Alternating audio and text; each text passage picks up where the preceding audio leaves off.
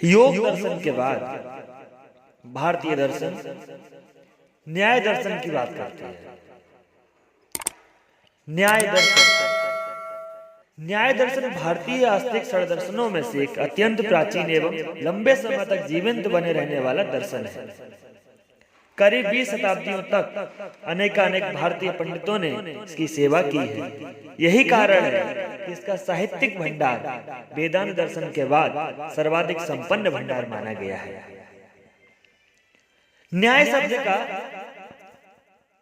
अर्थ देखें अगर कि नियते अनेन इति न्याय, अर्थात वह प्रक्रिया जिसके द्वारा मस्तिष्क एक निष्कर्ष पर पहुंचे वही न्याय है। किंतु उचित निष्कर्ष पर पहुंचना तो तर्क करना है। न्याय दर्शन मुख्यतः तर्क विद्या का प्रतिपादन करने वाला ही दर्शन है, इसीलिए इसे तर्क शास्त्र भी कहते हैं। न्याय दर्शन को प्रमाण शास्त्र भी कहा जाता है, क्योंकि इसमें प्रमाणों के द्वारा किसी विषय की समीक्षा की जाती है। इसी तरह का इसका अन्य नाम हेतु विद्या अथवा अन्वीक्षिकी विद्या भी है। किंतु इसका मतलब यह नहीं है कि न्याय दर्शन में तात्विक चिंतन नहीं हुआ। अन्य दर्शनों के समान इसमें भी ईश्वर, जीव, जगत एवं मोक्ष विषयक चिंतन है। हाँ, प्रमाण पर अधिक जोर है। यह सत्य ही है कि न्याय दर्शन को उसके प्रमाण शास्त्र के कारण प्रतिष्ठा मिली है। जब मनु जब धर्म का मर्म जानने के लिए न्याय विद्या का सहारा लेने की सिफारिश करते हैं, अथवा याज्ञिक वल्लभ जब इसे वेद के 4 अंगों में से एक कहते हैं, तब उनका तात्पर्य निश्चय ही इसके प्रमाण शास्त्र से ही है। इसी तरह वात्सायन द्वारा जब इसे समस्त विद्याओं का प्रकाशक कहा जाता है, तब उनका न्याय दर्शन से तात्पर्य प्रमाण शास्त्र से स्पष्ट प्रतीत होता है। आगे हम बात करेंगे कि नव्य न्यायिकों का सारा चिंतन केवल प्रमाण शास्त्र तक ही केंद्रित रहा है। वैसे तो तर्क विद्या अत्यंत प्राचीन काल से ही भारत में विद्यमान रही है। उपनिषद, रामायण, महाभारत आदि में भी इसका उल्लेख मिलता है। किंतु न्याय दर्शन को व्यवस्थित रूप में एक दर्शन के रूप में प्रस्तुत करने का श्रेय महर्षि गौतम को जाता है, जिनका न्याय सूत्र इस दर्शन का मूल ग्रंथ माना जाता है, जिस पर बाद में अनेकानेक भाष्य लिखे गए। कहते हैं कि इस दर्शन को प्रस्तुत करने का महर्षि गौतम का एक मुख्य उद्देश्य बौद्ध मत से सनातन धर्म की रक्षा करना था। उनके अनुयायियों ने भी बराबर उनके उस उद्देश्य पर अपना ध्यान केंद्रित किया। पूर्व में कह चुके कि न्याय दर्शन का इतिहास करीब 2000 साल में बिखरा हुआ है। इस विशाल दर्शन को विद्वानों ने 2 भागों में बांटा, एक प्राचीन न्याय, दूसरा नव्य न्याय। इनकी विभाजन रेखा 12वीं शताब्दी है। इस तरह 12वीं शताब्दी के पूर्व का दर्शन प्राचीन न्याय में रखा जाता है और 12वीं शताब्दी एवं उसके बाद का दर्शन नव्य न्याय में रखा जाता है। 12वीं शताब्दी के गंगेश उपाध्याय ने नव्य न्याय की आधारशिला रखी। दोनों में काफी अंतर है। प्राचीन न्याय में पदार्थों की भी विशद मीमांसा की गई है, जबकि नव्य न्याय में केवल प्रमाणों का वर्णन है। प्राचीन न्याय का प्रारंभ अवश्य प्रमाण मीमांसा से है, किंतु इसका लक्ष्य मुक्ति है।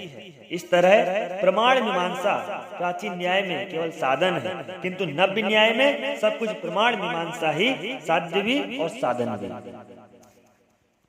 यदि प्रमाण विचार की बात करें, प्रायः सभी भारतीय दर्शन तत्व विचार करने के पूर्व तत्व को जानने के साधन पर विचार करते हैं। ये साधन ही प्रमाण कहे जाते हैं।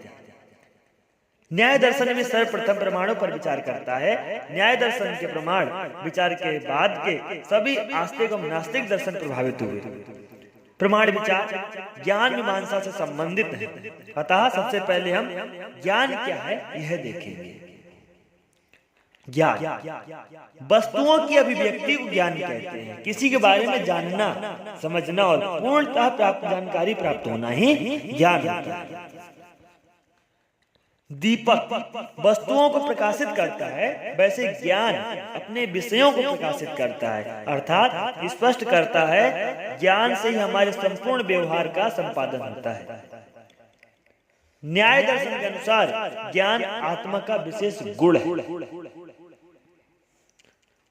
जो कार्य होता है, जो प्रमाण होते हैं, उसमें भेद भी होते हैं। तो ज्ञान भी दो प्रकार का होता है, प्रमा और अप्रमा।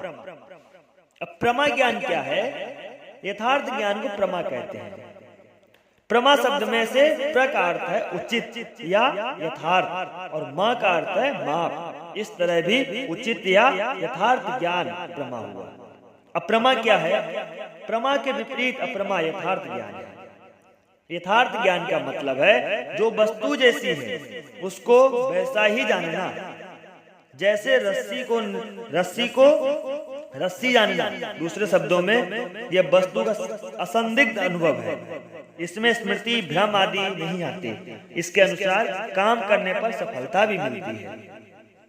इसके विपरीत अयथार्थ ज्ञान अप्रमा में जो वस्तु जैसी है उसको वैसा न जानकर अन्य जाना जाता है। जैसे रस्सी को रस्सी न जानकर सांप जानना। इसके अनुसार काम करने पर विफलता मिलती है। इसके अंतर्गत संशय, विपर्य, भ्रम और तर्क। प्रमा के अर्थात यथार्थ ज्ञान की प्राप्ति के साधन को प्रमाण कहते हैं। प्रमीयते अनेन इति प्रमाणम, अर्थात जिसके द्वारा यथार्थ ज्ञान की प्राप्ति हो उसे प्रमाण कहते हैं। न्याय दर्शन में प्रमाण भी एक पदार्थ माना गया है। महर्षि गौतम 16 पदार्थों में सर्वप्रथम स्थान प्रमाण को ही देते हैं। गौतम के न्याय दर्शन के अनुसार प्रमाण भी 4 प्रकार के होते हैं: प्रत्यक्ष प्रमाण, अनुमान प्रमाण, उपमान प्रमाण और शब्द प्रमाण। अब हम 4 प्रमाण पर अलग अलग विस्तृत रूप से बात करें और इनका महत्व क्या है। क्योंकि प्रत्यक्ष प्रमाण पहला प्रमाण बताया है, तो न्याय दर्शन में प्रमाणों में प्रथम स्थान प्रत्यक्ष को दिया गया। इसके महत्व के अनेक कारण होते हैं। इसे न केवल न्याय किंतु अन्य सभी आस्तिक एवं नास्तिक दर्शन स्वीकार करते हैं कि प्रत्यक्षम किम प्रमाणम, जो सामने है, ये जो सामने था, उसके लिए किसी और प्रमाण की कोई जरूरत नहीं होती। इसीलिए प्रत्यक्ष प्रमाण को सभी स्वीकार करते हैं। इसे न केवल न्याय तो अन्य आस्तिक और नास्तिक सभी स्वीकार करते हैं। कोई भी हो जो सामने दिख रहा है वो झूठा नहीं हो सकता। ये अन्य सभी प्रमाणों का आधार है। इसकी परीक्षा के लिए किसी अन्य प्रमाण की आवश्यकता नहीं होती। कहा भी गया है कि प्रत्यक्ष किम प्रमाणम। शाब्दिक अर्थ प्रत्यक्ष शब्द 2 शब्द से बना, प्रति और अक्ष। प्रति का अर्थ होता है सामने और अक्ष का अर्थ होता है आंख। अतः प्रत्यक्ष का शाब्दिक अर्थ हुआ आंख के सामने। दूसरे शब्दों में आंखों के द्वारा जो ज्ञान प्राप्त किया जाए वह प्रत्यक्ष है, अथवा प्रत्यक्ष वह प्रमाण है जिसकी सिद्धि स्वयं अपनी आंखों के द्वारा सिद्ध हो।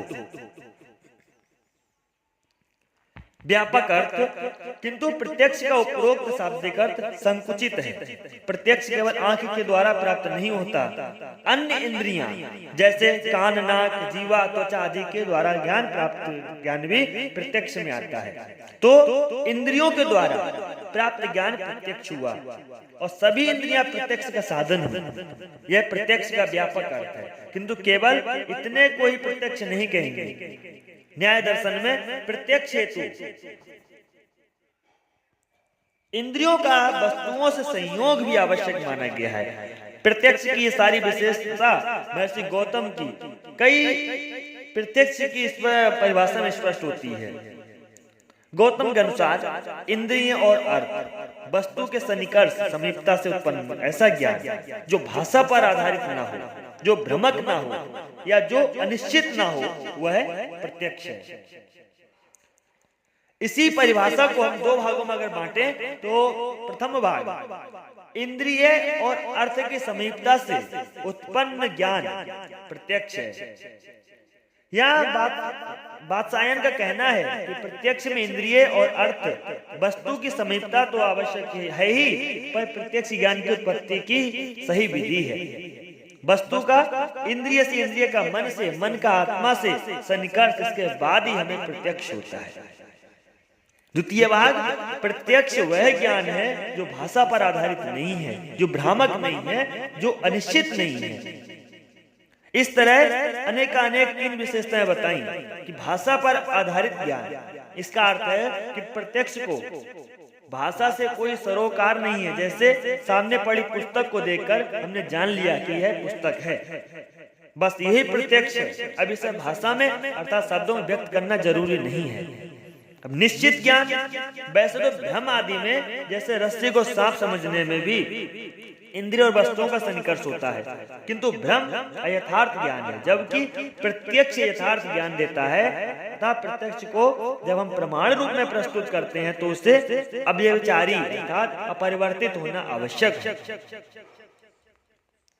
भ्रम रहित ज्ञान, प्रत्यक्ष में निश्चिंतता आवश्यक है। जैसे दूर से दिखने वाली चीज के संबंध में यदि हमें संदेह हो कि वह वही है जैसा हम सोच रहे हैं या अन्य कुछ, तो वह प्रत्यक्ष नहीं कहलाएगा। जैसे दूर आते अपने मित्र को देखकर यदि हमें संदेह हो कि वह हमारा मित्र है, इसे हम प्रत्यक्ष नहीं कहेंगे। इसे गौतम की उपरोक्त परिभाषा में व्यवसायत्मक कहा गया है। नव्य न्याय के अनुसार प्रत्यक्ष क्या है? साक्षात प्रतीत। नव्य न्याय में प्रत्यक्ष के अंत ही परिभाषा दी गई है। गंगेश उपाध्याय के अनुसार कि प्रत्यक्ष से साक्षात्कारितम लक्षणम, अर्थात प्रत्यक्ष का लक्षण साक्षात प्रतीत होता है। नव्य न्याय कहते हैं कि प्रत्यक्ष केवल वही नहीं होता जहां इंद्रियों और वस्तुओं में सन्निकर्ष हो, प्रत्यक्ष इसके बिना भी संभव है। जैसे योगियों को बिना इंद्रियों के सन्निकर्ष के भी कई वस्तुओं की साक्षात प्रतीत होती है, अथवा में सुख दुख इत्यादि विषयों का प्रत्यक्ष बिना इंद्रियों के होता है, तब प्रत्यक्ष में प्रमुख चीज है साक्षात प्रतीत। देखो, प्रत्यक्ष के भी भेद है। न्याय दर्शन में प्रत्यक्ष के अनेक प्रकार बताए गए हैं। मोटे तौर पर अगर बात करें तो प्रत्यक्ष के दो भेद, लौकिक प्रत्यक्ष और अलौकिक प्रत्यक्ष। लौकिक प्रत्यक्ष क्या होता है? इंद्रियों का वस्तु से संपर्क होने पर जिस ज्ञान की उपलब्धि होती है वह लौकिक प्रत्यक्ष है। वहीं अलौकिक प्रत्यक्ष की बात करें, जब बिना इंद्रियों के संपर्क के ज्ञाता को वस्तु का ज्ञान होता है, उसे अलौकिक प्रत्यक्ष कहते हैं। जो ज्ञान तो हुआ किंतु पूर्ण रूप से भरोसे वाला नहीं हुआ, वो अलौकिक प्रत्यक्ष। लौकिक प्रत्यक्ष के भी भेद बताए हैं, किंतु लौकिक प्रत्यक्ष के दो दृष्टिकोण से भेद किए गए हैं। प्रथम दृष्टि से लौकिक प्रत्यक्ष के दो भेद हैं, बाहरी प्रत्यक्ष, मानस प्रत्यक्ष।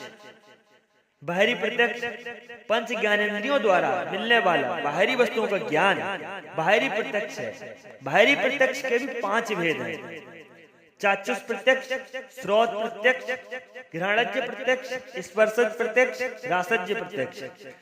चाक्षुष प्रत्यक्ष वह होता है जो हम आंखों से देखते हैं, सिर्फ देखना। श्रोत प्रत्यक्ष वो जो हमने कानों से सुना।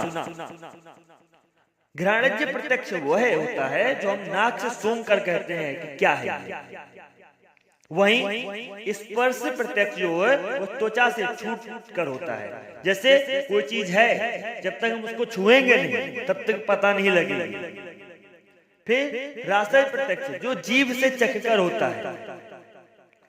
मानस प्रत्यक्ष की अगर बात करें, न्याय दर्शन के अनुसार उपरोक्त 5 ज्ञानेंद्रियों के अलावा हमारी एक आंतरिक इंद्रिय मन भी होती है। इस मन के द्वारा ही हमें सुख दुख प्रेम घृणा आदि का प्रत्यक्ष ज्ञान होता है। इस प्रकार यह मानस प्रत्यक्ष है, इसे आंतरिक प्रत्यक्ष भी कहते हैं। वहीं दूसरी दृष्टि से अगर लौकिक प्रत्यक्ष की बात करें तो एक अन्य दृष्टि से लौकिक प्रत्यक्ष के 3 भेद किए गए हैं: निर्विकल्प प्रत्यक्ष, सविकल्प प्रत्यक्ष और प्रतिभिज्ञा। वास्तविकता यह प्रत्यक्ष की प्रारंभिक अवस्था है। इससे हम वस्तु का प्रत्यक्ष तो करते ही हैं, पर स्पष्टता समझ नहीं पाते हैं कि वस्तु क्या है। जैसे हमने दूर से किसी को आते देखा पर समझ नहीं पाए कि कौन आ रहा है, तो वह निर्विकल्प प्रत्यक्ष है। वहीं सविकल्प प्रत्यक्ष की इस दूसरी अवस्था में हम निर्विकल्प प्रत्यक्ष में अर्थात इंद्रियों से प्राप्त संवेदन में अर्थ भी जोड़ देते हैं और स्पष्टता जान लेते हैं कि अमुक वस्तु वही है या कौन आ रहा है। इस तरीके संपूर्ण जानना वही सविकल्प प्रत्यक्ष होता है। और प्रतिभिज्ञा प्रत्यक्ष लौकिक प्रत्यक्ष का तीसरा भेद प्रतिभिज्ञा है। प्रतिभिज्ञा का अर्थ है पहचानना। कई बार प्रत्यक्षीकरण में हमें वस्तु का प्रत्यक्ष ज्ञान के साथ ही साथ वह ज्ञान भी होता है जो हमने इससे पहले भी देखा हो। यह प्रतिभिज्ञा है। जैसे एक व्यक्ति का प्रत्यक्ष होने पर यह ज्ञान भी होना चाहिए कि इसे हमने पहले इसी स्थान पर देखा था या कहीं और। प्रतिभिज्ञा है। इस तरह प्रतिभिज्ञा में इंद्रियों के द्वारा प्राप्त संवेदनाओं को पूर्व संस्कार के द्वारा पहचाना जाता है। इससे वर्तमान और भूतकाल दोनों का समन्वय होता है, दोनों के संयोग से बनता है। तो ये हुए लौकिक प्रत्यक्ष के विभिन्न भेद। अब हम अलौकिक प्रत्यक्ष पर विचार करें तो अलौकिक प्रत्यक्ष के 3 भेद बताए: सामान्य लक्षणा प्रत्यक्ष, ज्ञान लक्षणा प्रत्यक्ष और योगज प्रत्यक्ष। सबसे पहले बात करें सामान्य लक्षणा प्रत्यक्ष। लौकिक प्रत्यक्ष के भेद सामान्य लक्षण प्रत्यक्ष से अब तात्पर्य इस प्रत्यक्ष से है जिससे हम वस्तु विशेष को देखकर उसकी जाति का भी प्रत्यक्ष करते हैं। जैसे किसी मनुष्य को देखकर यह ज्ञान भी होना है कि वह मनुष्य जाति का प्राणी है। इसे अलौकिक प्रत्यक्ष इसलिए कहा गया क्योंकि इसमें मनुष्य जाति के साथ हमारी किसी इंद्रिय का संपर्क नहीं होता, फिर भी यह प्रतीत साक्षात है, इसलिए यह अलौकिक प्रत्यक्ष हुआ। दूसरा ज्ञान लक्षण प्रत्यक्ष। सामान्यतः हमारी इंद्रियां हमें वस्तु के विशिष्ट गुणों के से पराजित करती हैं और यही विशिष्ट गुणों से परिचित भी कराती हैं।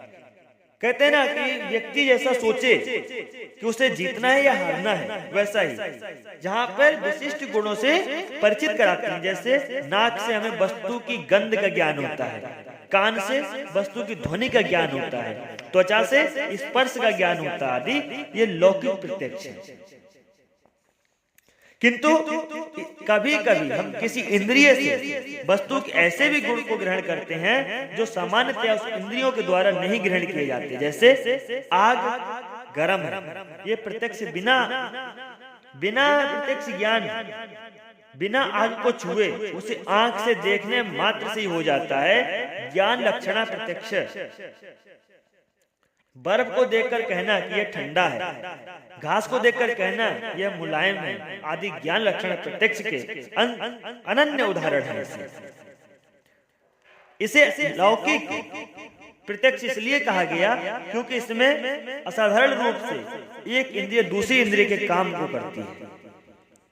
वहीं योगज प्रत्यक्ष बताया, योग सिद्धि के द्वारा योगियों को होने वाला योगज प्रत्यक्ष भी एक तरह का अलौकिक प्रत्यक्ष है। इसमें योगी अपनी योगाभ्यास से कुछ ऐसी शक्ति पा लेता है कि भूत तथा भविष्य को दूरस्थ अवस्था अथवा निकट की अति सूक्ष्म या अति गूढ़ किसी भी प्रकार का कहीं भी स्थित तथा कहीं भी विस्तृत वस्तु का साक्षात ज्ञान प्राप्त करता है। सामान्य मनुष्य को यह प्रत्यक्ष नहीं होता। अन्य दर्शनों की भांति न्याय दर्शन भी अनुमान पर बात करता है। न्याय दर्शन में प्रत्यक्ष के पश्चात अनुमान का स्थान है। इसे प्रत्यक्ष के पश्चात स्थान देने का कारण यह है कि यह प्रत्यक्ष पर आधारित प्रमाण है। चारवाक को छोड़कर प्राय अन्य सभी भारतीय दर्शनों ने इसे प्रमाण रूप में स्वीकार किया है। शाब्दिक अनुमान 2 शब्दों से बना हुआ है, अनु और मान। इसमें अनु का अर्थ है पश्चात तथा मान का अर्थ है ज्ञान, अतः अनुमान हुआ पश्चात ज्ञान। दूसरे शब्दों में पूर्व ज्ञान के पश्चात होने वाला ज्ञान अनुमान कहलाता है। किंतु यह पूर्व ज्ञान न्याय दार्शनिकों के अनुसार यह पूर्व ज्ञान प्रत्यक्ष है। यह स्पष्ट हुआ कि अनुमान प्रत्यक्ष के पश्चात होने वाला ज्ञान है। दूसरे शब्दों में प्रत्यक्ष पर आधारित ज्ञान है, इसीलिए इसे सापेक्ष ज्ञान भी कहा जाता है। एक अच्छा उदाहरण, इस विचार को हम एक उदाहरण द्वारा स्पष्ट करेंगे। दूर पर्वत से हम धुआं उठता देखते हैं, प्रत्यक्ष उस आधार पर हमें यह ज्ञात होता है कि पर्वत में आग है, यही अनुमान है। तो यह पर्वत में आग है, यह सिद्धि जिस प्रमाण के द्वारा है वह अनुमान प्रमाण कहलाता है, क्योंकि हमने सिर्फ धुआं देखा और हमने आग होने का अनुमान लगा लिया। क्योंकि धुआं है तो आग है, यदि धुआं नहीं है तब भी आग हो सकती है, किंतु यदि धुआं है तब तो आग है। यहां हमने आग को प्रत्यक्ष नहीं देखा, प्रत्यक्ष तो हमने केवल पर्वत पर धुआं देखा, पर इसी प्रत्यक्ष जिसे पूर्व ज्ञान कहा गया के आधार पर हम यह अनुमान जन्य ज्ञान प्राप्त करते हैं कि पर्वत पर आग है। महर्षि गौतम ने न्याय सूत्र में अनुमान की और केवल एक शब्द से इंगित किया है, तत्पूर्वकम, अर्थात पूर्व ज्ञान के पश्चात होने वाला ज्ञान अनुमान। जैसा कभी बताया, किंतु गौतम के ने पूर्व ज्ञान क्या यह स्पष्ट नहीं किया। इस पूर्व ज्ञान की विस्तार से व्याख्या वात्सायन ने की है। वात्सायन के अनुसार अनुमान में पूर्व ज्ञान का तात्पर्य पूर्व प्रत्यक्ष है। यह प्रत्यक्ष दो प्रकार का होता है, चिन्ह का प्रत्यक्ष, चिन्ह और साध्य के मध्य संबंध का प्रत्यक्ष, इसे ही व्यक्ति संबंध कहते हैं। जैसे उदाहरण में पहले तो चिन्ह अर्थात धुएं का प्रत्यक्ष आवश्यक है, फिर चिन्ह और साध्य अर्थात धुएं और आग के मध्य संबंध का पूर्व प्रत्यक्ष भी आवश्यक है। कहते हैं व्याप्ति संबंध, धुएं और आग के मध्य संबंध कोई न्याय दर्शन में व्याप्ति संबंध कहा गया है। व्याप्ति दो वस्तुओं के बीच एक आवश्यक संबंध है। फिर भी चिन्ह और साध्य अर्थात धुएं और आग के मध्य संबंध का पूर्व प्रत्यक्ष भी आवश्यक है। धुएं और आग के मध्य संबंध को न्याय दर्शन में व्याप्ति संबंध कहते हैं, जो अनिवार्य रूप से होता है। आग और धुएं में व्याप्ति संबंध इसलिए है क्योंकि हमने हमेशा देखा है कि जहाँ जहाँ धुआं है वहाँ वहाँ आग अवश्य होती है, बिना आग के धुआं संभव नहीं हो सकता। इस तरह अनुमान में चिन्ह का तथा चिन्ह एवं साध्य के मध्य व्याप्ति संबंध का पूर्व ज्ञान होना आवश्यक है, इसके बिना अनुमान संभव नहीं है। व्याख्या के आधार पर हम कह सकते हैं कि अनुमान वह प्रमाण है जिसके द्वारा हम किसी चिन्ह के आधार पर उस वस्तु का ज्ञान प्राप्त करते हैं जिसका वह चिन्ह है। अनुमान, किसी भी अनुमान के तीन अवयव होते हैं, पक्ष, साध्य एवं चिन्ह। जैसा हमने प्रारंभ में बताया, सामान्यतया अनुमान में वाक्य भी तीन होते हैं। जैसे पर्वत में आग है, क्यों है? क्योंकि पर्वत में धुआं है, जहाँ धुआं है वहाँ आग है। जैसे रसोई घर के चूल्हे में आग है तो धुआं है, धुआं है तो आग है। इन तीन वाक्यों में सबसे पहले पक्ष के साथ साध्य का संबंध स्थापित किया गया। दूसरे वाक्य में इसका कारण अर्थात साध्य के चिन्ह की पक्ष में उपस्थिति बताई गई, और तीसरे वाक्य में उदाहरण रसोई घर का चूल्हा उदाहरण देते हुए बताया गया कि चिन्ह के साथ साध्य का व्याप्ति संबंध है। इसे विशिष्ट ज्ञान को परामर्श कहते हैं। पाश्चात्य अनुमान से तुलना यहाँ कहते हैं कि पाश्चात्य तर्क शास्त्र में इसी अनुमान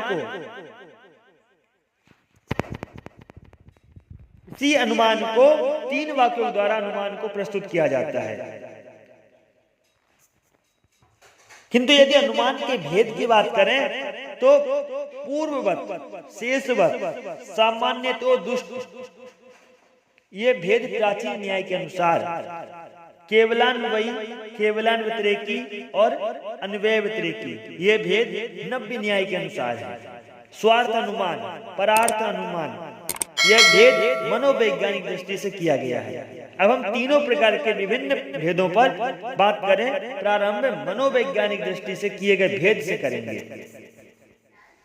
स्वार्थ अनुमान एवं परार्थ अनुमान।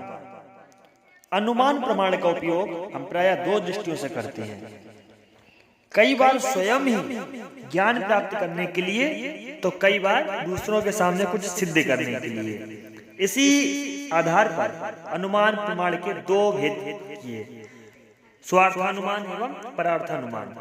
अब हम दोनों पर अलग अलग विचार करें तो पहले करते हैं स्वार्थ अनुमान। जैसा कि नाम से स्पष्ट है, इस अनुमान का उपयोग व्यक्ति स्वयं ही ज्ञान प्राप्त करने के लिए करता है। जैसे उपरोक्त उदाहरण को ही लें, दूर पर्वत पर जब हम धुआं उठते देखते हैं तो सोचते हैं कि अवश्य ही पर्वत पर आग है, क्योंकि जहां जहां धुआं होता है वहां वहां आग होती है। जैसे रसोई घर में इस तरह सामान्यतया यह 3 वाक्यों में पूर्ण होता है। जैसे पर्वत पर आग है, क्योंकि पर्वत पर धुआं है, इसलिए अगर धुआं है तो आग है, आग है तभी धुआं है। यदि आग नहीं है तो धुआं नहीं हो सकता। दूसरा,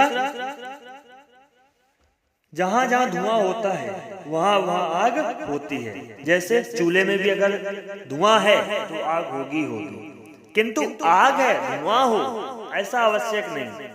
और अगर धुआं है तो आग आवश्यक है। इसी तरह परार्थ अनुमान, जब दूसरों को समझाने के लिए अनुमान प्रमाण का उपयोग किया जाता है तब उसे परार्थ अनुमान कहते हैं।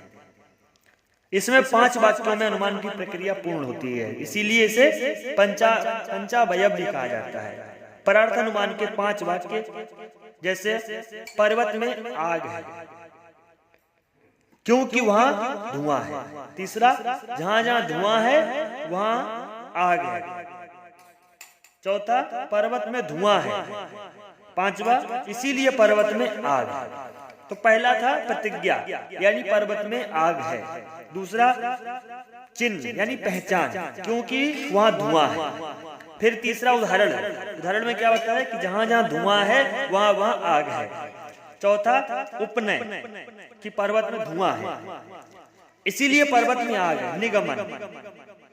इसी तरह अब हम पंचावयव के 5 अवयव अर्थात प्रतिज्ञा, चिन्ह, हेतु, उदाहरण, उपनय, निगमागमन पर अलग अलग विचार करें। सबसे पहले लेते हैं प्रतिज्ञा।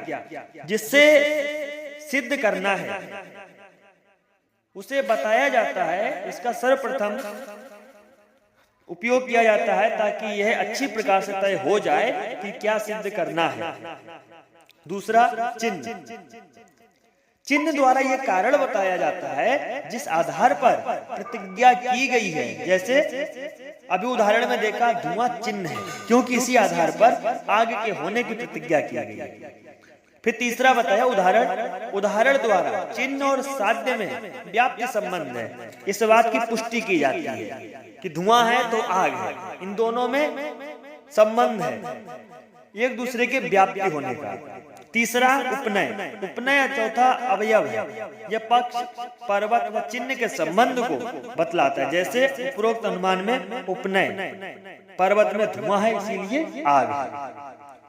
5वां, निगमन, प्रतिज्ञा सिद्धि के पश्चात अंत में हम आत्मविश्वास पूर्ण जिस निष्कर्ष पर पहुंचते हैं वह निगमन है। पाश्चात्य तर्क शास्त्र में निगमन को ही निष्कर्ष कहा जाता है। कहते हैं कि पाश्चात्य तर्क शास्त्र में पंचावयव नहीं होते, वहां अनुमान के केवल 3 वाक्य होते हैं, जिसका हम प्रारंभ में ही वर्णन कर चुके हैं। महर्षि गौतम ने अनुमान को परिभाषित करते समय ही उसे 3 रूप वाला बतलाया। उनके अनुसार अनुमान के 3 रूप हैं, पूर्ववत, शेषवत और सामान्यतो दृष्ट। अब हम तीनों पर अलग अलग बात करें। पूर्ववत अनुमान, पूर्ववत शब्द 2 शब्दों से बना है, पूर्व और वत। इनमें से पूर्व का अर्थ है पहले अर्थात कारण, दूसरा अर्थ है वत, वत का अर्थ है अनुसार, पहले के अनुसार। इस तरह पूर्ववत का अर्थ है कारण के अनुसार या पहले के अनुसार। अतः पूर्ववत अनुमान एवं वहां हुआ जहां कारण को देखकर कार्य का अनुमान हो, जैसे काले बादल वर्षा का कारण है। यदि आकाश में काले बादलों को छाया देखकर हम अनुमान करते हैं कि वर्षा होगी, तो यह पूर्ववत अनुमान होता है। दूसरा बताया शेषवत। शेषवत अनुमान पूर्ववत का उल्टा है। शेष का अर्थ ही होता है बाधक अर्थात कार्य। शेषवत का अर्थ हुआ कार्य के अनुसार, तो शेषवत अनुमान वह हुआ जहां कार्य को देखकर उसके कारण का अनुमान करते हैं। जैसे प्रातः सड़क को बाहर जाते हैं ना, तो हम प्रातः काल सड़क देखते हैं। जब हम बाहर आते जाते सड़क को गीली देखते हैं, तो यह अनुमान करते हैं कि शायद रात को वर्षा हुई थी, क्योंकि वर्षा ही सड़क के गीले होने का कारण होती है। जहां पर हम कारण को देखकर हुआ कार्य को अनुमानित करते हैं, वह सामान्यतो दृष्ट अनुमान। सामान्यतो दृष्ट का अर्थ है सामान्यतया जैसा देखा जाता है। तो जब हम सामान्यतया जैसा देखते हैं, उस आधार पर अनुमान करते हैं, तब इसे सामान्यतो दृष्ट अनुमान कहते हैं। यहाँ पूर्व के देव अनुमानों के समान कार्य कारण संबंध को नहीं देखा जाता, केवल सामान्य रूप से जो सादृश्य हम देखते हैं उसे ही आधार बनाया जाता है। इसे हम एक उदाहरण में स्पष्ट करेंगे। सामान्यतया हम सींग वाले पशु की पूंछ भी देखते हैं। इसी सामान्य अनुभव के आधार पर जहाँ कहीं सींग वाला पशु देखते हैं, तो यह अनुमान भी कर सकते हैं कि इसके पीछे पूंछ भी होगी। यही सामान्य तो दृष्ट अनुमान है। अब हम अनुमान प्रमाण की अंतिम प्रकार का चर्चा करें। अनुमान का यह प्रकार विशेषता 90 न्यायिकों का द्वारा प्रस्तुत किया गया है। अनुमान का यह प्रकार व्याप्ति को स्थापित करने वाले भिन्न भिन्न विधियों पर आधारित है। इस आधार पर न्याय दर्शन में 3 प्रकार के अनुमान को बताते हैं। केवलान्वयी, जब केवल भावात्मक उदाहरण के आधार पर व्याप्ति की स्थापना होती है, अभावात्मक उदाहरण मिलते ही नहीं, तो उसे केवलान्वयी अनुमान कहते हैं। जैसे जिन्हें नाम दिया जा सकता, उनका ज्ञान संभव है। इस सामान्य वाक्य के आधार पर अनेक अनुमान उपस्थित कर सकते हैं। सभी ज्ञेय पदार्थ नाम अधिकारी अभिज्ञेय, घट नामधारी है, अतः घट ज्ञेय है। यहाँ इसे हमने केवलान्वयी अनुमान इसलिए कहा क्योंकि ऐसी व्याप्ति में अभावात्मक उदाहरण नहीं मिलते। जैसे कि हम यहाँ पर यह नहीं कह सकते कि जो नामधारी अविधेय नहीं है वह अज्ञेय है, क्योंकि हम ऐसी कोई वस्तु नहीं बता सकते जिसका कोई नाम न रखा जा सकता हो। वस्तु या व्यक्ति कुछ भी हो, प्रत्येक चीज का कुछ न कुछ नाम जरूर रखा जा सकता है और नाम होता भी है। कभी कभी व्याप्ति स्थापना के लिए केवल भावात्मक उदाहरण मिलते हैं, जैसे अभावात्मक नहीं। जैसे यह पर्वत हिमालय है, क्योंकि यह सबसे ऊंचा है। अनुमान की पुष्टि के लिए हमें कोई भावात्मक उदाहरण नहीं मिलते, क्योंकि हम यह नहीं कह सकते कि सबसे ऊंचा है अतः यह हिमालय है, अथवा सबसे ऊंचा है तो वह हिमालय है। हम तो यहाँ केवल अभावात्मक उदाहरण देते हुए कह सकते हैं जो हिमालय नहीं है वह सबसे ऊंचा नहीं है, जैसे सिहावा पर्वत। इस प्रकार केवल अभावात्मक उदाहरण द्वारा पुष्टि होने के कारण यह अनुमान केवल व्यतिरेकी अनुमान हुआ। जहां भावात्मक और अभावात्मक दोनों प्रकार के उदाहरण दिए जा सकते हो, उसे अन्वय व्यतिरेकी अनुमान कहते हैं। जैसे पर्वत में आग है, क्योंकि वहां धुआं है। इस उदाहरण के व्याप्ति संबंध जहां जहां धुआं होता है वहां वहां आग होती है। इसलिए व्याप्ति संबंध को हम भावात्मक एवं अभावात्मक दोनों प्रकार के उदाहरण द्वारा पुष्ट कर सकते हैं। जैसे इसका भावात्मक उदाहरण है रसोई घर, गौशाला आदि, क्योंकि वहां धुएं के संग बराबर आग रहती है।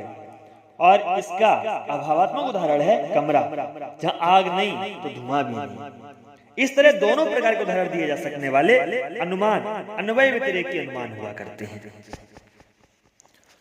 अब बात करें यदि न्याय दर्शन में उपमान प्रमाण। उपमान प्रमाण न्याय दर्शन द्वारा प्रस्तुत तीसरा प्रमाण है। न्याय दर्शन का यह प्रमाण सर्वाधिक आलोच्य है तथा अनेक अन्य भारतीय दार्शनिकों संप्रदायों ने इसे स्वतंत्र प्रमाण के रूप में स्वीकार किया है। जैसे चार्वाक, बौद्ध, वैशेषिक, सांख्य आदि इसे स्वीकार नहीं करते, किंतु वेदांती एवं मीमांसक अवश्य इसे स्वतंत्र प्रमाण मानते हैं, किंतु वे इसका कुछ भिन्न अर्थ निकालते हैं। उपमान का अर्थ उपमा अर्थात सादृश्यता के आधार पर प्राप्त ज्ञान। इस प्रमाण के द्वारा हम उस वस्तु का ज्ञान प्राप्त करते हैं जो यद्यपि हमारे लिए अज्ञात है, किंतु जिसके सदृश वस्तु हमें पहले से ज्ञात है। इसी सादृश्यता के आधार पर जब हम किसी नई वस्तु का ज्ञान प्राप्त करते हैं तो वह उपमान प्रमाण हुआ करता है। जैसे उपमान प्रमाण को एक उदाहरण द्वारा भली प्रकार समझा जा सकता है। मान लीजिए हमने कभी नील गाय नहीं देखी, पर हमें मालूम है कि नील गाय जंगल में रहने वाली गाय के सदृश कोई प्राणी है। अब यदि हम जंगल में गाय के सदृश कोई प्राणी देखते हैं तो हमें ये ज्ञात हो जाता है कि ये नील गाय है। स्पष्ट है कि यहाँ नील गाय का ज्ञान गाय के सादृश्य के कारण हुआ, इसीलिए इसे उपमान प्रमाण कहा गया है। महर्षि गौतम ने उपमान की अनेकानेक परिभाषा दी है। प्रसिद्ध पदार्थों के समान धर्म से साध्य के साधन को उपमान प्रमाण कहा गया। जैसा कि हम प्रारंभ में कह चुके, अनेक दर्शनों ने उपमान की आलोचना की है। कोई से शब्द, कोई प्रत्यक्ष तथा कोई इसे अनुमान प्रमाण के अंतर्गत रखते हैं, किंतु न्यायिक इसका स्वतंत्र अस्तित्व मानते हैं। उनके अनुसार इसका अपना अलग ही महत्व है। वात्सायन कहते हैं कि इसके द्वारा बहुत से अदृष्ट पदार्थों का ज्ञान प्राप्त कर सकते हैं। जो पदार्थ हम देखे नहीं, सुने नहीं, उनके बारे में भी हम ज्ञान प्राप्त कर सकते हैं। उसके बाद शब्द प्रमाण न्याय दर्शन द्वारा प्रस्तुत चौथा प्रमाण है। यह भी उनके अनुसार प्रत्यक्ष, अनुमान एवं उपमान के समान एक स्वतंत्र प्रमाण है। इसे आप्त प्रमाण भी कहा जाता है। शब्द का अर्थ होता है, वह शब्द का प्रमाण अर्थ होता है। किसी के शब्द या कथन को प्रमाण रूप में प्रस्तुत करना या, किंतु यहाँ कि शब्द का मतलब किसी के भी द्वारा कहे गए कोई भी शब्द नहीं।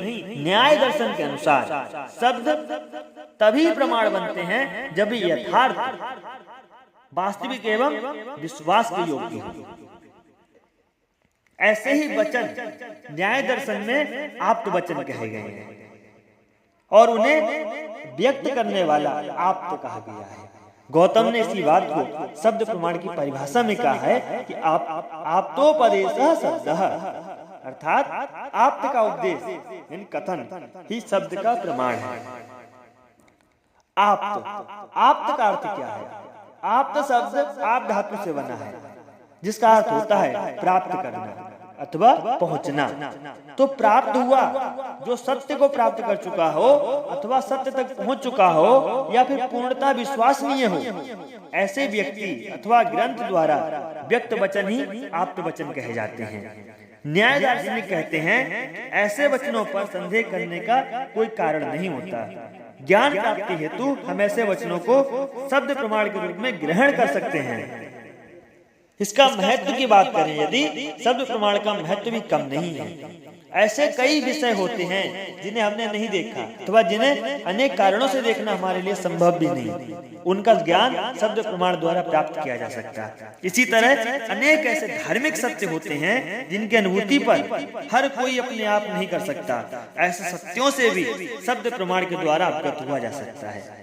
या और भी ऐसे ज्ञान जो प्रत्यक्ष, अनुमान एवं उपमान किसी भी साधन से गम्य नहीं है, इस प्रमाण के सहारे गम्य हो सकते हैं।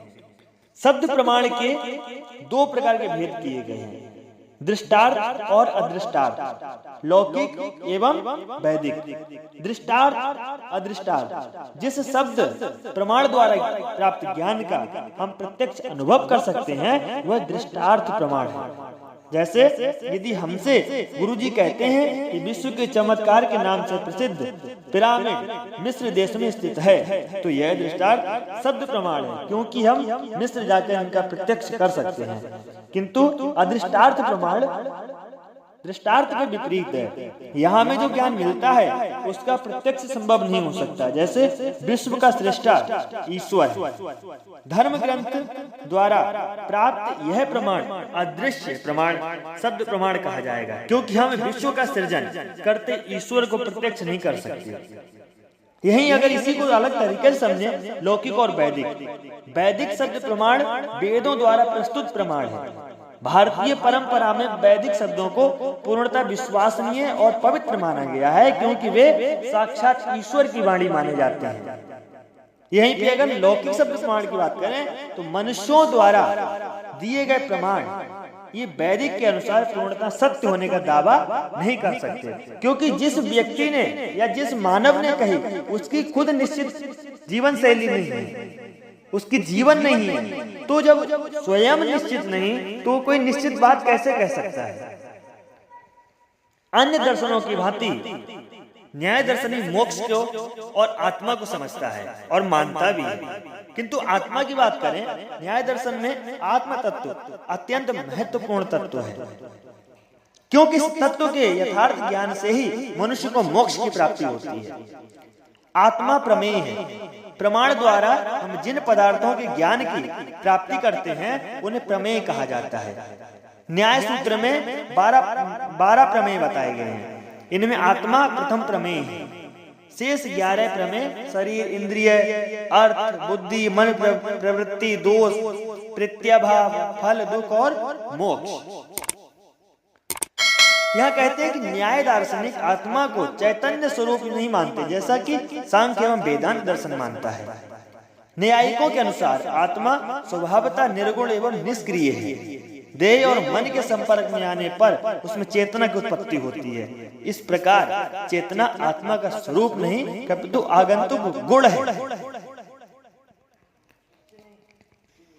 न्यायिक आत्मा को सत स्वरूप अवश्य मानते हैं, जैसा कि सांख्य एवं वेदांत दार्शनिक भी कहते हैं। इसका तात्पर्य है कि आत्मा की सत्ता हमेशा बनी रहती है, वह अजर अमर तत्व है। मृत्यु के बाद केवल शरीर का नाश होता है। आत्मा अपने पूर्व कर्म अनुसार पुनः देह धारण करती है और यह सिलसिला तब तक चलते रहता है जब तक कि मोक्ष की प्राप्ति नहीं कर लेती है। महर्षि गौतम न्याय सूत्र में आत्मा 6 गुण बताते हैं: इच्छा, द्वेष, प्रयत्न, सुख, दुख और ज्ञान। सबसे पहले बात करें इच्छा की।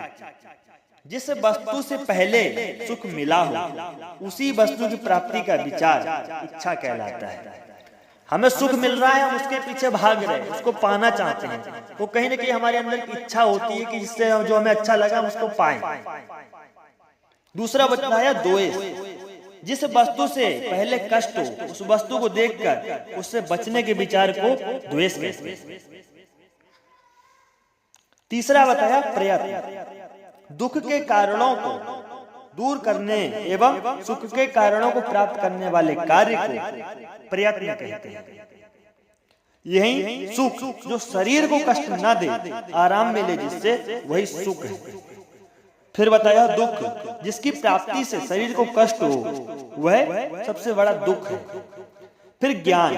आत्मा या देह के अनुकूल पदार्थों को जानना ही ज्ञान। देखो, आत्मा चार्वाक दार्शनिक चेतना को शरीर का ही गुण बताते हुए आत्मा का शरीर से पृथक अस्तित्व स्वीकार नहीं करते। न्यायिक इसका विरोध करते हैं। वे आत्मा को शरीर से जरूर मानते हैं किंतु उसका स्वतंत्र अस्तित्व भी मानते हैं। यदि आत्मा ना हो तो इच्छा, प्रयत्न, सुख, दुख आदि गुणों का आश्रय कौन होगा?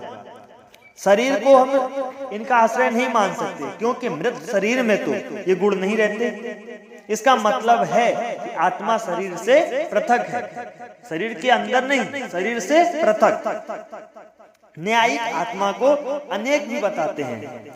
हर शरीर के साथ एक अलग अलग आत्मा रहती है। यदि ऐसा नहीं होता तो सबके अनुभव एक समान होते, एक के सुख दुख सबके सुख दुख होते। इससे सिद्ध होता है आत्मा अनेक है। सांख्य दार्शनिक भी कुछ ऐसे ही तर्कों के द्वारा आत्मा की अनेकता सिद्ध करते हैं, किंतु अद्वैत और वेदांत आत्मा को एक ही मानता है। न्यायिक आत्मा को विभू कहते हैं। इसका अर्थ है कि आत्मा शरीर के अंग विशेष में केंद्रित नहीं है, वह सर्वव्यापक है, सर्वत्र है। आत्मा के अस्तित्व की सिद्धि प्रमाण भी किया है। न्यायिक ने आत्मा के अस्तित्व को सिद्ध करने हेतु अनेक प्रमाण दिए हैं। मनुष्य अपने जीवन में तरह तरह से ज्ञान प्राप्त करता है।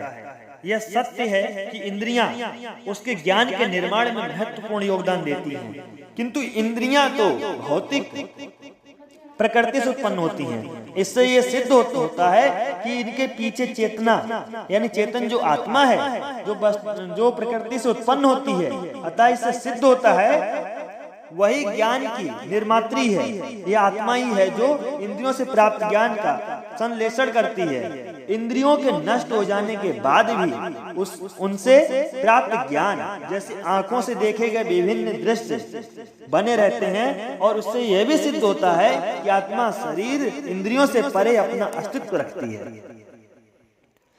आत्मा का अस्तित्व मन और बुद्धि के परे भी सिद्ध होता है। मन के द्वारा आत्मा मनन अथवा विचार करती है। यह परमाणुओं का बना है। यह देह की भांति नश्वर है। बुद्धि भी आत्मा नहीं है, क्योंकि बुद्धि अस्थायी है, जबकि आत्मा को अवश्य स्थायी होना चाहिए। न्यायिक बुद्धि को आत्मा का गुण मानते हैं। न्यायिक स्मृति के आधार पर भी आत्मा के अस्तित्व को सिद्ध करते हैं। पूर्व दृष्ट किसी पदार्थ को देखने पर यह अनुभूति की कि हमने इससे पहले देखा है, वह स्मृति कहलाती है। यह स्मृति भी अस्थायी आत्मा के कारण ही संभव हो पाती है। यदि आत्मा के कारण नहीं हो तो ये संभव नहीं। फिर कहा प्रत्यक्ष प्रमाण। नव्य न्यायिक आत्मा की सिद्धि के लिए प्रत्यक्ष प्रमाण प्रस्तुत करते हैं। वैसे मानस प्रत्यक्ष गम्य कहते हैं। मैं हूँ, ये मानस प्रत्यक्ष आत्मा के अस्तित्व को सिद्ध करता है। मैं सुखी हूँ या मैं दुखी हूँ, मैं जानता हूँ आदि अनुभव भी यह सिद्ध करते हैं कि आत्मा अहम प्रत्यक्ष का आधार है। जैसा कि अभी तक हम सभी दर्शन शास्त्रों में सुनते आए हैं कि आत्मा, जगत और ईश्वर या मोक्ष, इन सब के बारे में प्रत्येक दर्शन ने अपना अपना विचार रखा। इसी प्रकार न्याय दर्शन ने भी आत्मा के संबंध में अपना विचार रखा। और अब जगत के बारे में विचार करेंगे कि जगत को सृजन किस प्रकार देखता है न्याय दर्शन। न्याय दर्शन जगत की स्थापना को सत्य मानता है। इसका निमित्त कारण ईश्वर है। ईश्वर परमाणुओं से जगत की सृष्टि करता है। इन परमाणुओं से पृथ्वी, जल, अग्नि, वायु, इन 4 महाभूतों की उत्पत्ति होती है। आकाश को न्यायिक नित्य एवं निरयवान मानते हैं। शेष पदार्थ सावयव होते हैं। ईश्वर ने न केवल जगत का सृष्टा है, कपितु पालन करता और संहार करता भी है। जगत उत्पत्ति के पूर्व अपने कारण में छिपा था। यह एक बिल्कुल नई उत्पत्ति है। इसे लेकर भारतीय दर्शन में विवाद है। इस संदर्भ में कारण कार्य का सिद्धांत प्रस्तुत हुआ। इस संदर्भ में 2 विरोधी सिद्धांत प्रस्तुत किए, सत्कार्यवाद और असत्कार्यवाद। पहले देखते हैं सत्कार्यवाद क्या है। इसके अनुसार कार्य उत्पत्ति के पूर्व कारण में छिपा रहता है, जैसे तेल उत्पत्ति के पूर्व तिल में छिपा रहता है। इसी तरह जगत की उत्पत्ति के पूर्व अपने कार्य में छिपा रहता है। सांख्य एवं वेदांती भी इसके समर्थक हैं। अब देखते हैं कि असत कार्यवाद क्या है। न्याय वैशेषिकों का कारणता का सिद्धांत असत कार्यवाद है। इसके अनुसार कार्य उत्पत्ति के पूर्व कारण में छिपा नहीं रहता, बल्कि यह एक नई उत्पत्ति है, एक नूतन कृति है। जैसे घड़ा अथवा तेल एक नई उत्पत्ति है। इसके अनुसार कार्य उत्पत्ति के पूर्व असत है। कार्य असत से सत्य की उत्पत्ति है। यदि कार्य पहले से ही कारण में विद्यमान है तो कार्य की उत्पत्ति हेतु प्रयत्न करने की क्या आवश्यकता है, उसे नया नाम भी देने की क्या आवश्यकता है। तब कार्य और कारण का प्रयोजन भी एक ही होना चाहिए, किंतु ऐसा नहीं होता। कार्य और कारण का रूप भी अलग होता है। इसे सिद्ध होता है कि असत कार्यवाद उचित सिद्धांत है। आगे इस पर विस्तार से चर्चा करें उससे पूर्व न्याय दर्शन के अनुसार ईश्वर संबंधी क्या विचार है, इस पर प्रकाश डालें थोड़ा। न्याय दर्शन में भी ईश्वर संबंधी विचार है। कहते हैं न्याय दर्शन की गिनती एक पूर्णता आस्तिक दर्शन में होती है। क्योंकि वह वेदों की प्रमाणिकता के साथ साथ ईश्वर के अस्तित्व को भी स्वीकार करता है। न्यायिक ईश्वर के अस्तित्व को न केवल स्वीकार करते हैं, वह जोरदार तर्कों से उसके अस्तित्व की सिद्धि भी करते हैं। किंतु न्याय दर्शन की प्रारंभिक स्थिति ऐसी नहीं है। प्रारंभिक स्थिति से तात्पर्य है गौतम की न्याय सूत्र से है। इसमें ईश्वर का उल्लेख अवश्य है, किंतु इतना कम है कि अनेक विद्वान उनके ईश्वरवादी होने पर संदेह करते हैं। खैर, प्रारंभिक स्थिति जो भी रही हो, परावर्ती न्यायिकों के उद्योग कर वाचस्पति मिश्र आदि ने ईश्वर को स्पष्ट रूप से स्वीकार किया है। उदयन तथा अन्य भट्ट तक पहुंचते पहुंचते ईश्वर के अस्तित्व की सिद्धि करना न्यायिकों का प्रिय कार्य बन गया। उदयन की न्याय कुसुमांजलि तो ईश्वर के अस्तित्व की सिद्धि हेतु दिए गए प्रमाणों को माने पुलिंदा ही है, जिसे उदयन ईश्वर को पुष्प के रूप में समर्पित करते हैं। न्याय दर्शन में हुए इस परिवर्तन का कारण वास्तविकता बौद्ध दर्शन है।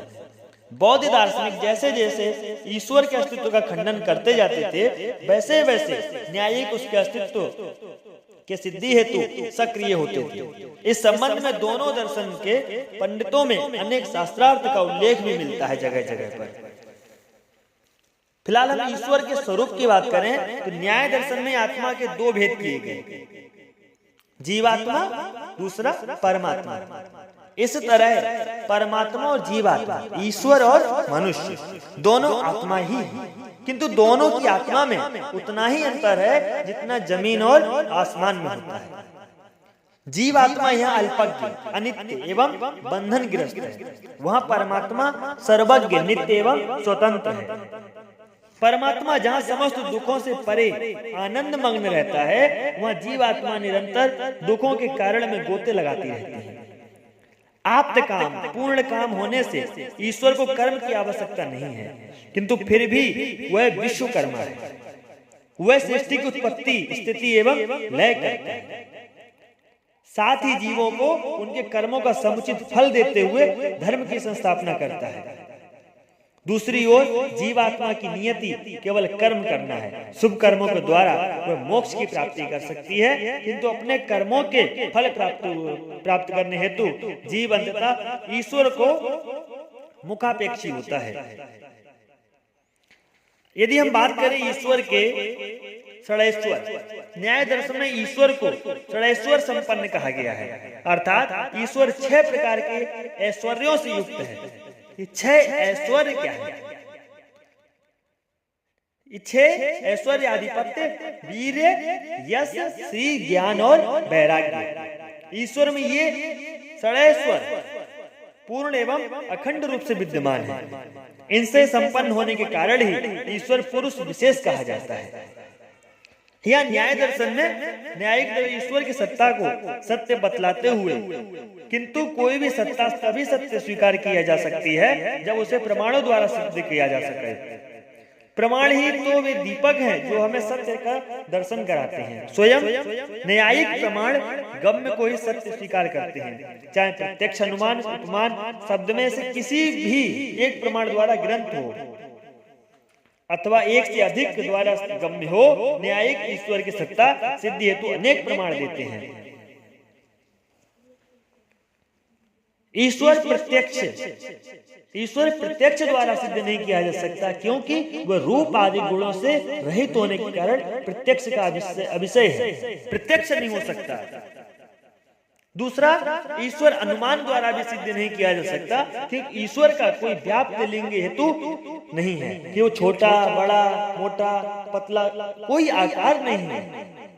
तीसरा बताया, ईश्वर उपमान द्वारा भी सिद्ध नहीं किया जा सकता, क्योंकि ईश्वर के सदृश कोई नहीं है। उपमान क्या होता है? जिसके सदृश हमने कुछ देखा हो या कुछ जाना हो। फिर बोला शब्द प्रमाण, ईश्वर का अस्तित्व इसलिए सिद्ध नहीं कर सकते शब्द प्रमाण द्वारा, क्योंकि इस हेतु शब्द प्रमाण दोषपूर्ण है। शब्द प्रमाण अर्थात वेद को लेकर आलोचक प्रश्न करते हैं कि वेद नित्य है अथवा अनित्य है। वेद नित्य नहीं माने जा सकते क्योंकि वे वर्ण समूह हैं और वर्ण उच्चरित होने के कारण प्रध्वंसी नष्ट होने वाले हैं। इस प्रकार प्रध्वंसी वर्ण समूह वाले वेद नित्य कैसे कहे जा सकते हैं? अब वेद यदि अनित्य हैं तो वे नित्य ईश्वर को प्रमाणित कैसे कर सकते हैं?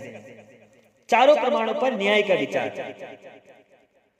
प्रसिद्ध न्यायिक उदयन पूर्व पक्षियों की इस आपत्ति के विरोध में चारों प्रमाणों को इस प्रकार विचार किया।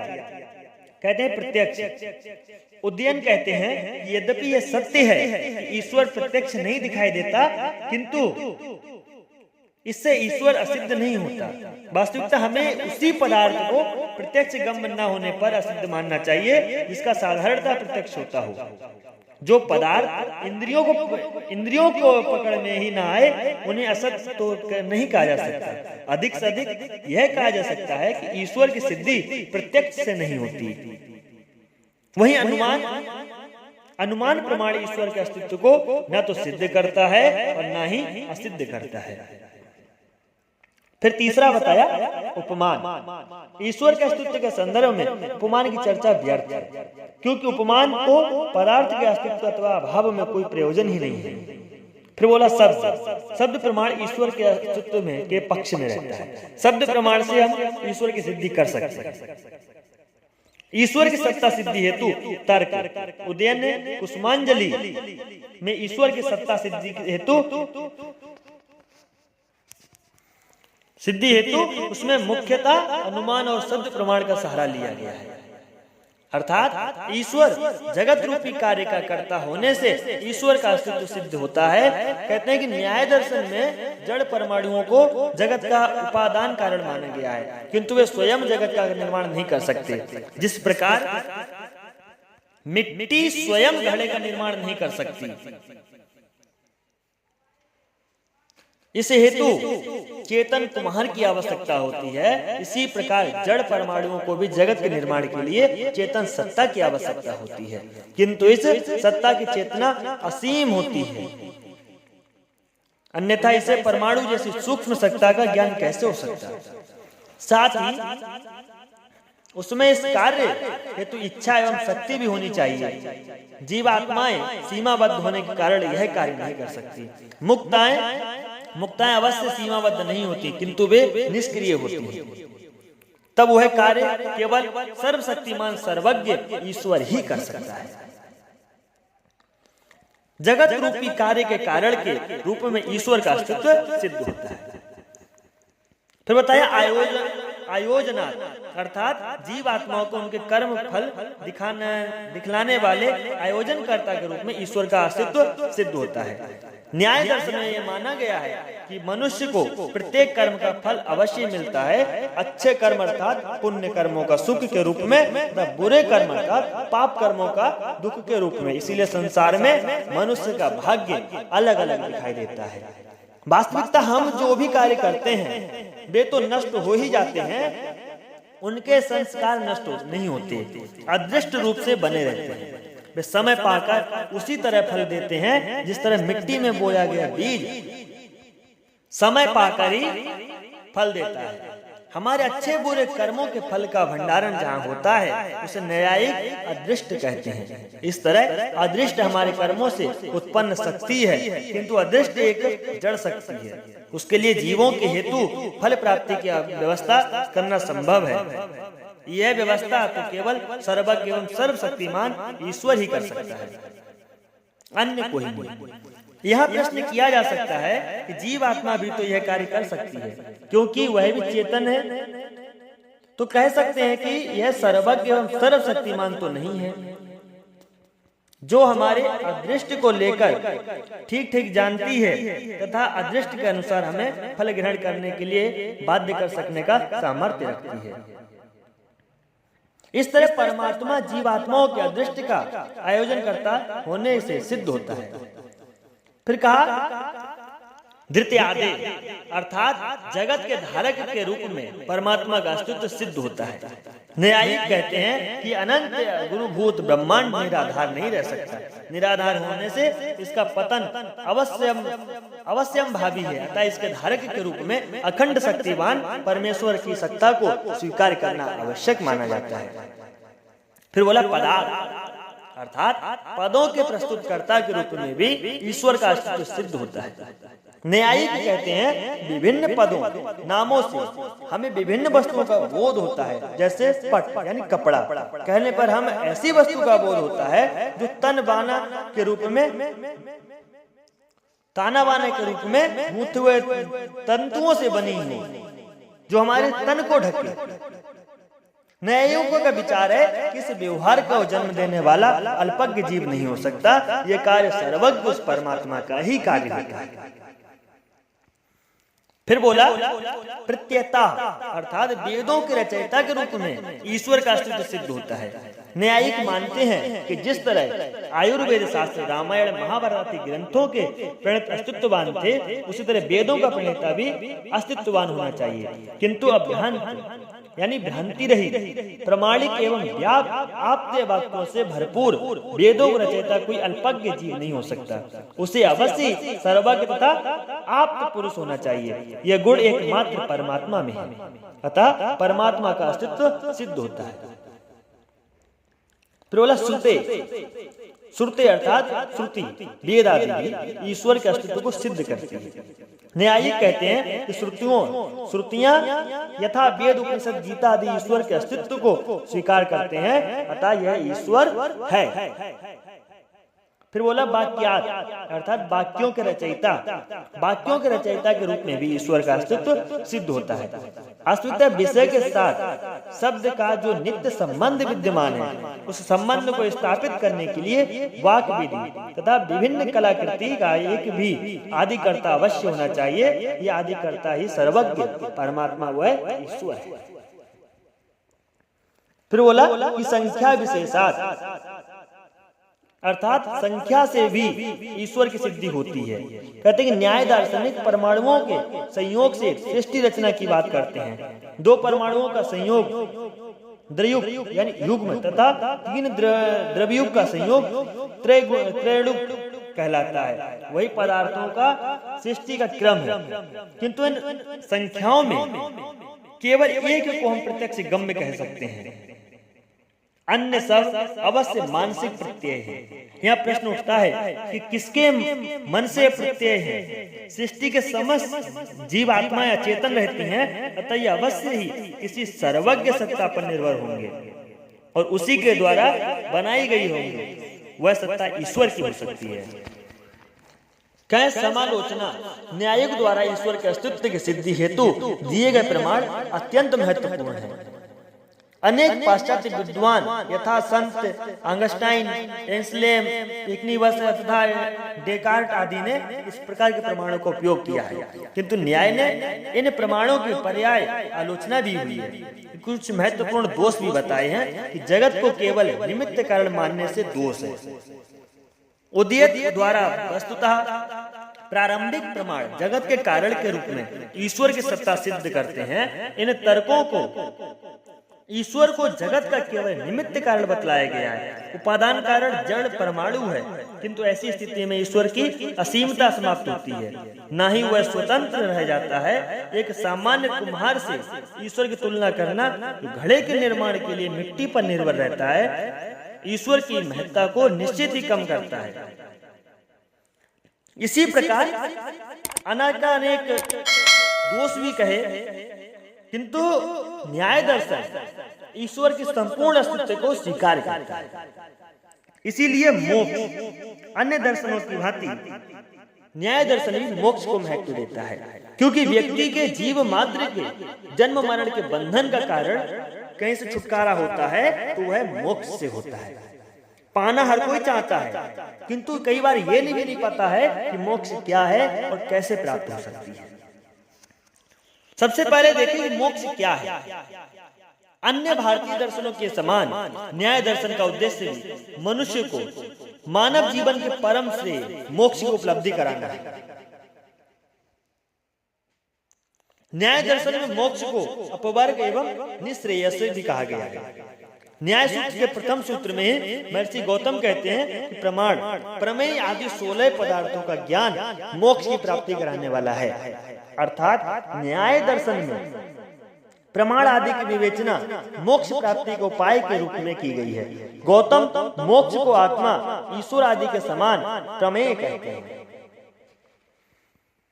न्याय दर्शन में मोक्ष के स्वरूप पर विस्तृत चर्चा करने के पूर्व हम सर्वप्रथम न्याय दर्शन के द्वारा बंधन किसे कहा गया ये समझेंगे।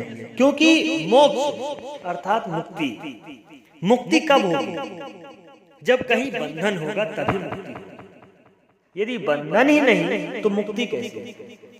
यदि आप बंधे नहीं तो आपको खोलेंगे कैसे? इसी तरह सबसे पहले हम समझें बंधन कि बंधन किसे कहते हैं और बंधन क्या है जिससे मुक्ति चाहता है प्राणी मात्र। न्याय दर्शन के अनुसार जीव का शरीर धारण करना अर्थात संसार में जन्म लेना ही बंधन है।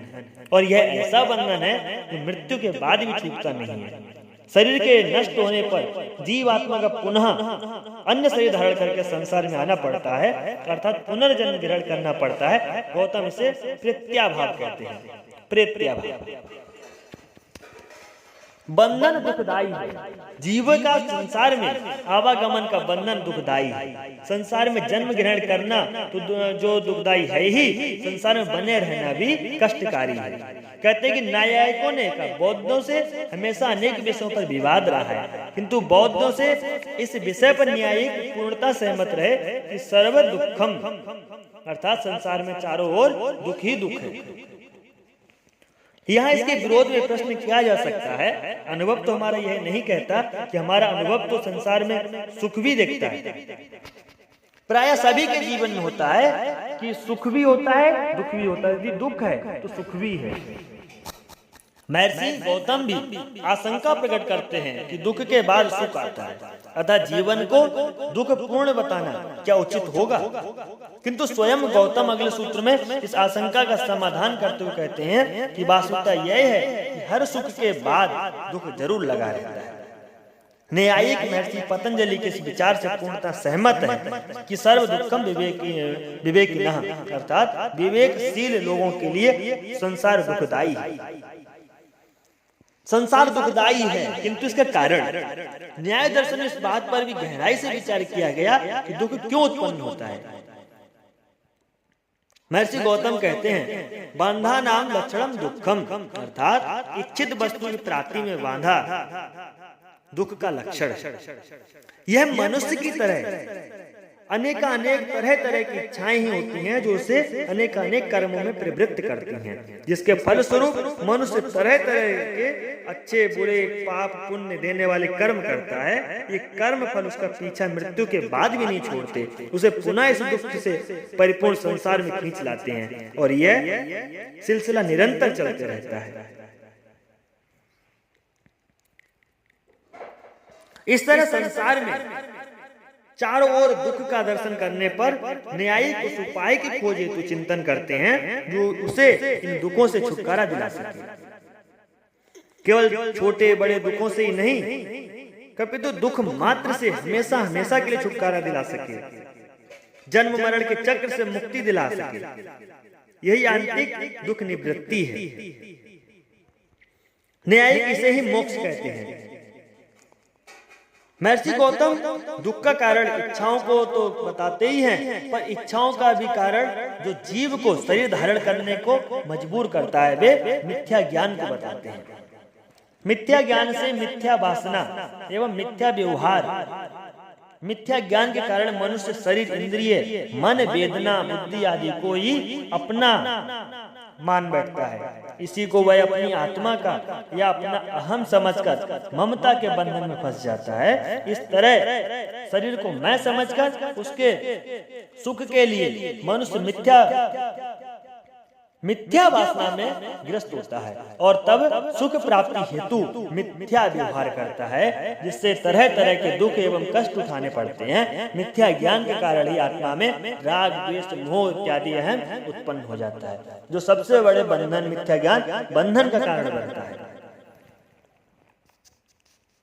मिथ्या ज्ञान यदि बंधन का कारण है तो स्पष्ट है कि बंधन का नाश सत्य ज्ञान से ही होगा। न्यायिक यही स्वीकार करते हैं कि यह सत्य ज्ञान ही तत्व ज्ञान है।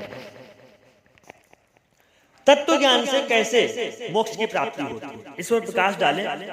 महर्षि गौतम कहते हैं तत्व ज्ञान के प्राप्त होने पर मिथ्या ज्ञान दूर हो जाता है और मिथ्या ज्ञान के मिटने पर राग द्वेष आदि का नाश हो जाता है। जब राग द्वेष नष्ट हो जाते हैं तब विषयों की प्रवृत्ति रुक जाती है और प्रवृत्ति के नष्ट होने पर मनुष्य की कर्म से निवृत्ति भी हो जाती है। कर्म नहीं होता तो प्रारब्ध नहीं बनता और प्रारब्ध न बनने से जन्म मरण भी नहीं होता।